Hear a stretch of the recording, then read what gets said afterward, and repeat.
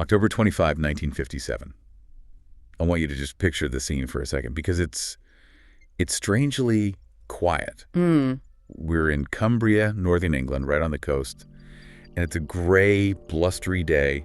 And standing there, you've got these two massive concrete towers, 400 feet high? Huge. They look like factory chimneys. They do.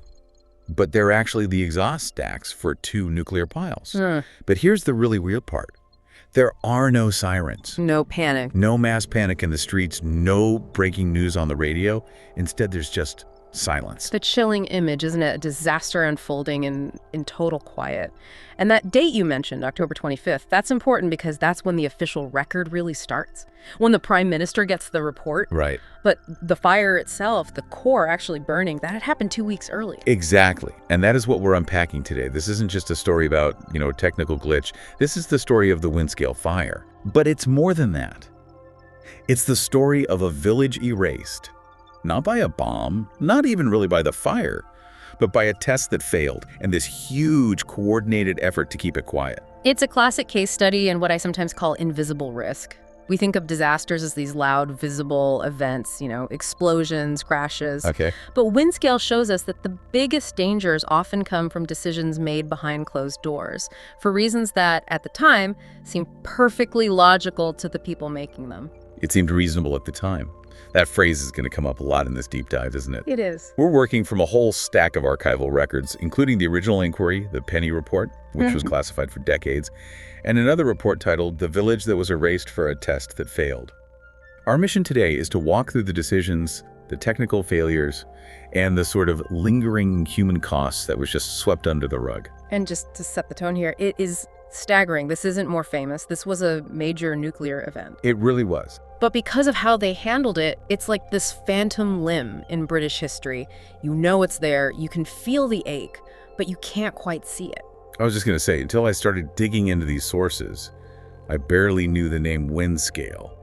It feels like it should be up there with Chernobyl or 3 Mile Island. It should. But it's just not. So let's go back.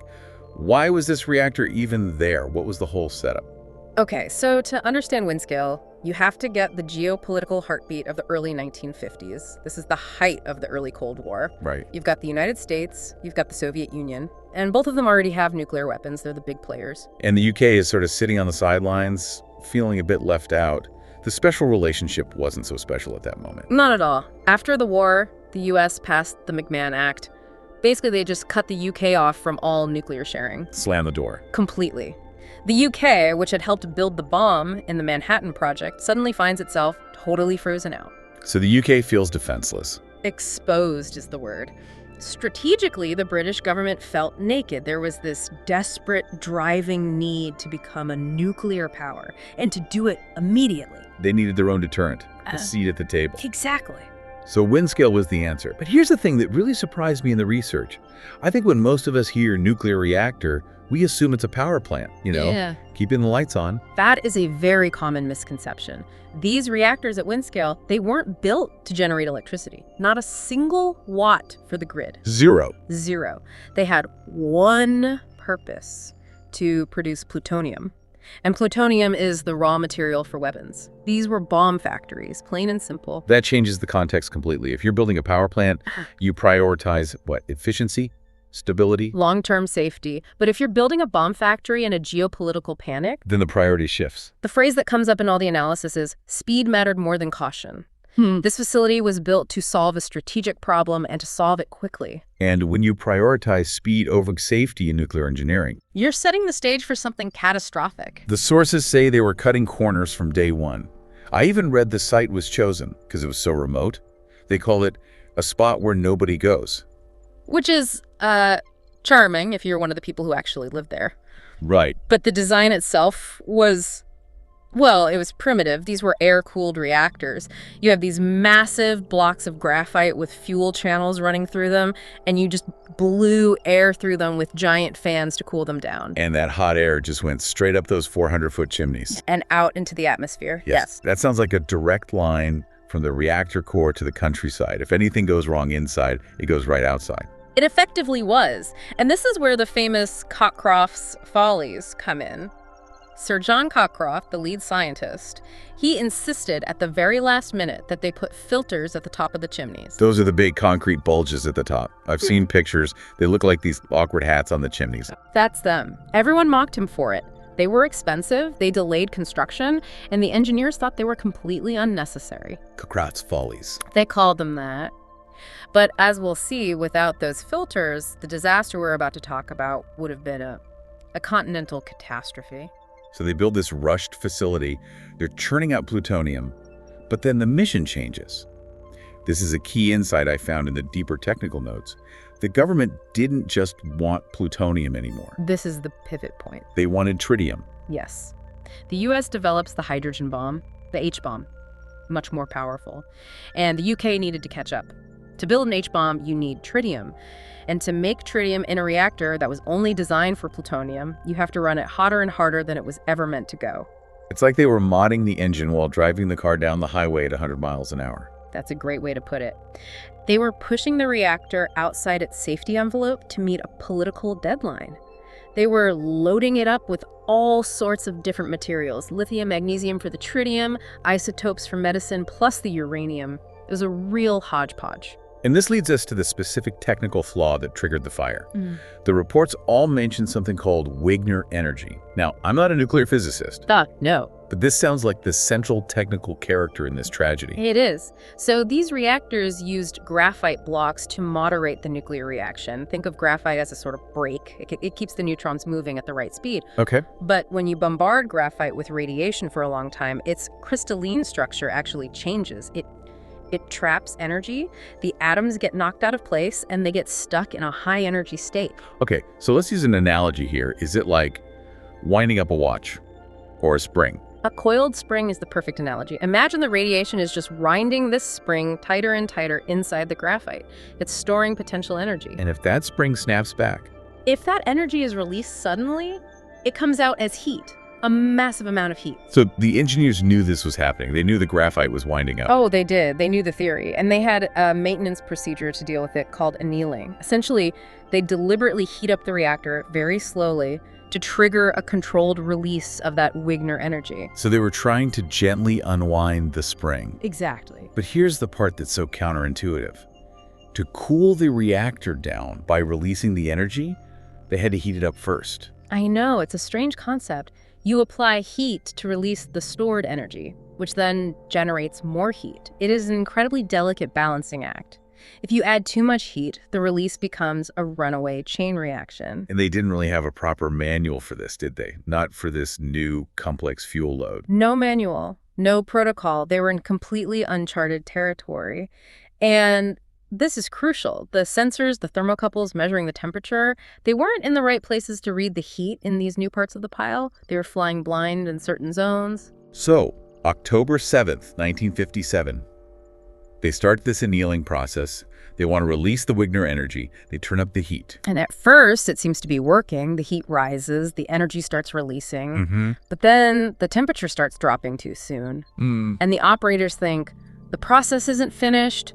The spring isn't fully unwound. So they decide to apply more heat. This is the moment. This is the fatal decision. It's known as the second nuclear heating. The physicists later said this was a huge mistake. They misread the data.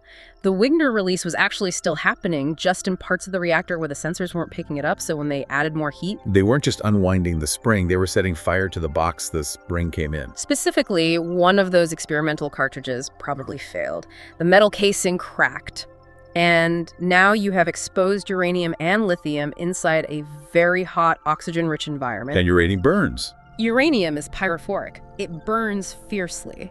And once it ignited, the fire began to spread from channel to channel.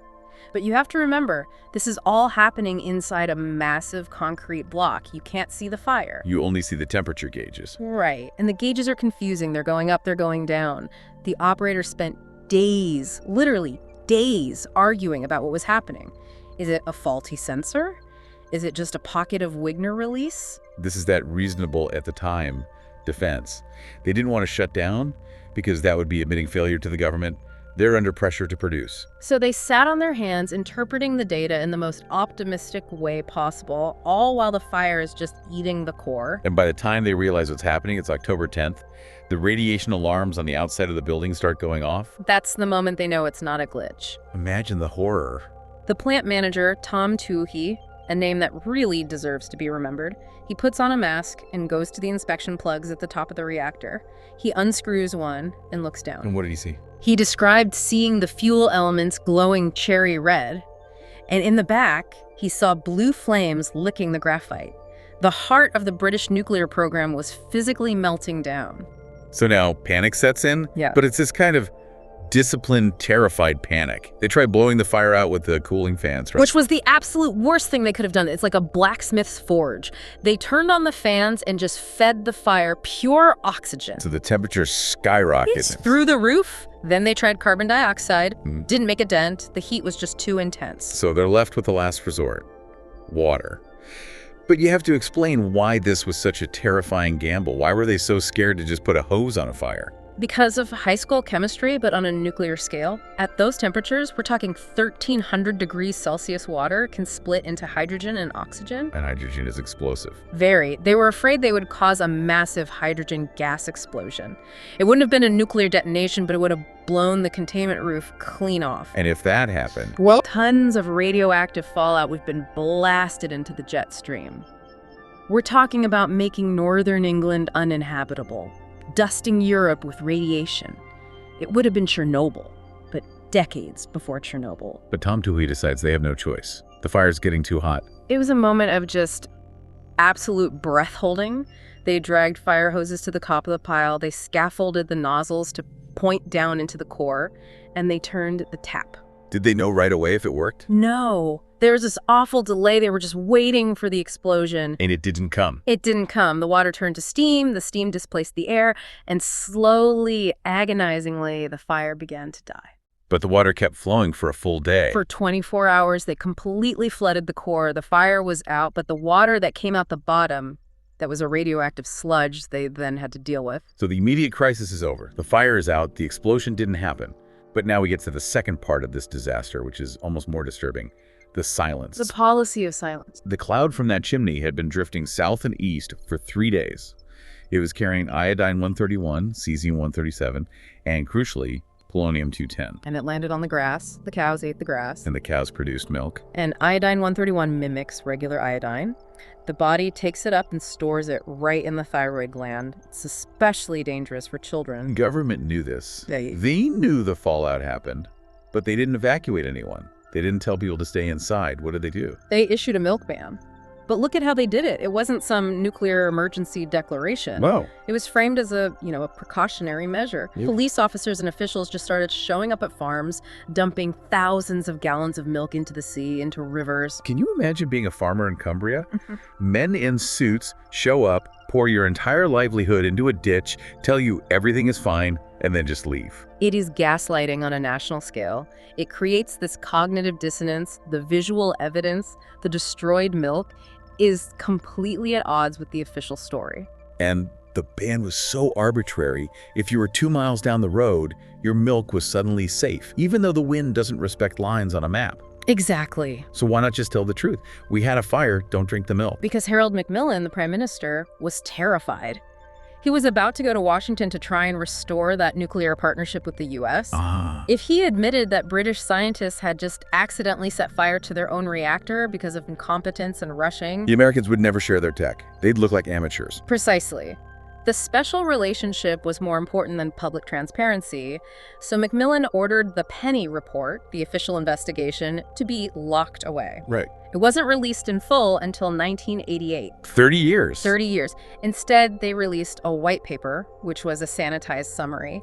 And in that summary, they did something just unforgivable. They blamed the operators. They blamed the guys who held the hoses. Yeah. The guys who climbed up there without proper gear. They claimed it was pilot error. They threw the staff under the bus to protect the government from his own design flaws and rushed deadlines. They said it was an error of judgment by the men on shift. That brings us to the village erased part of this story. The identity of the place was literally erased. They changed the name. Rebranding as erasure. Windscale had such a bad reputation that they split the site. The reactor side kept the bad name, but the rest of the facility was renamed Sellafield. And over time, people forgot Windscale even existed. If you ask a 20-year-old today about Windscale, they've likely never heard of it. But they know sellafield. But you can't rebrand radiation. Let's talk about the human cost. The village of Seascale. Seascale is right next door, and in the decades after the fire, researchers started noticing clusters, specifically childhood leukemia. The rates were significantly higher than the national average. 10 times higher, depending on the study you look at. But here's the frustration of the data gap. Proving that a specific cancer came from that specific fire is scientifically almost impossible. It's the toxic tort problem. Cancer is common. Radiation increases the risk. But you can never point to a specific child and say, with 100% certainty, the Windscale fire caused this. And the government and the nuclear industry use that ambiguity as a shield. They'd just say, the evidence is inconclusive. There is no proven causal link. So the families are just left in this horrible limbo. They know something happened, they know the milk was dumped, they see the sick kids, but they're told over and over, it wasn't us. It's a psychological injury. It's the permanent uncertainty. And you have to remember, the estimates of how much radiation was released just kept going up over the years. In the 50s, they said negligible. By the 80s, it was significant. And this is where the polonium detail becomes truly dark. Yes. By the 90s, they finally admitted that the polonium-210 release, which they hadn't even mentioned at first, was likely responsible for dozens, maybe hundreds of fatal cancers across the UK. Polonium-210, that's the poison used in spy assassinations. Yeah. That was in the smoke. Yes. It comes from irradiating bismuth, which was another one of those experimental materials they had in the core, and that was the secret they were most desperate to keep. Why? Because revealing the polonium would have revealed the specific weapon design they were working on, so they just didn't measure it publicly. They let it drift over the population to protect a classified secret. That is just chilling. It really highlights how safety is so often defined by what you can get away with hiding. And it forces you to ask, who bears the risk? The politicians in London got their H-bomb, they got their alliance back, but the risk was transferred entirely to the dairy farmers in Cumbria and the firefighters on the pile. The firefighters. Many died young, but again, tracking their health was inconsistent. There were heroes who were treated like inconvenient loose ends. Tom Toohey, the man who stared into the core, he actually lived to a ripe old age, which is just one of those strange ironies of radiation. But the collective health of the region took a hit that is still being debated. So as we wrap this up, what's the synthesis? We've got this rush technology, a heroic but terrifying cleanup, and a decades-long cover-up. What's the core lesson? I think it's about the normalization of deviance. It's a term from the Challenger disaster, but it applies perfectly here. The engineers knew the Wigner energy was unpredictable. They knew the sensors were inadequate. But because nothing bad happened yesterday, they just assumed nothing bad would happen today. They got comfortable with the risk because the political pressure demanded it. Exactly. And the other lesson is about silence. We tend to fear the loud disasters, but Windscale teaches us that the quiet disasters, the ones where the government says, keep calm and carry on, can be just as deadly. The radiation doesn't care if there's a press release. It really doesn't. It's a quiet disaster found only in old memos and revised cancer statistics. And it leaves traces, not just in the soil, which is still radioactive around the site, but in the trust between people and the state. The source material ends with a really provocative thought that I want to leave everyone with. The Windscale piles, they're still there. They're too radioactive to ever fully dismantle. They're just these big concrete coffins standing on the coast. Monuments to a mistake. But the question is, how many other decisions are being made right now, calmly, in official meeting rooms? Decisions that prioritize speed over safety, or profit over caution. You know, we assume because we have better technology now, we're immune to this. But human nature hasn't changed. The pressure to deliver, to cut costs, to hide mistakes, that is exactly the same as it was in 1957. We could be living in the silence of another Windscale right now, and we just haven't heard the sirens yet because no one's decided to turn them on. That's the thought that keeps you up at night. On that cheery note, we will leave you to ponder the invisible risks in your own world. Thanks for joining us on this deep dive into the fire that time almost forgot. Stay curious and question the silence. See you next time.